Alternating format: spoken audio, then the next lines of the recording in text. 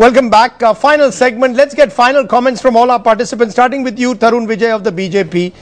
The fact is that the BJP has gone on a 24-hour satyagraha.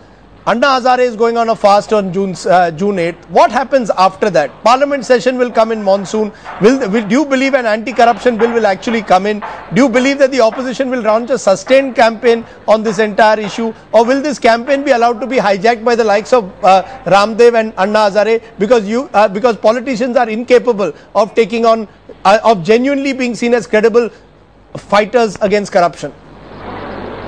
I don't think that politicians are incapable, because only those who are running up parties like family fiefdom, like Sonia Gandhi's mafiosi, may be incapable, but all those patriotic forces will come together, align themselves with all those campaigners against the corruption, and make sure that the government is pressurized to bring the bill. Otherwise, government must go, because it has lost all right, moral right to rule the nation. And Rajiv, I am rather surprised that why are you not raising the issue that how this government, which tolerated Gilani's and Arundhati Roy's anti-national speeches in Delhi, brutally assaulted Ramdev's patriotic forces, and there was no lady policeman in Ramlila Maidan. No, we did certainly raise that earlier in the program, but I want to come to you, Dushyant Dave. In the court, if you were a legal advisor to the Congress, would you have any one legal prescription for them to actually reach out and make sure that they can restore this credibility of theirs, lost credibility on the issue of corruption? Is there anything that this UPA government can now really do? They have put people in jail,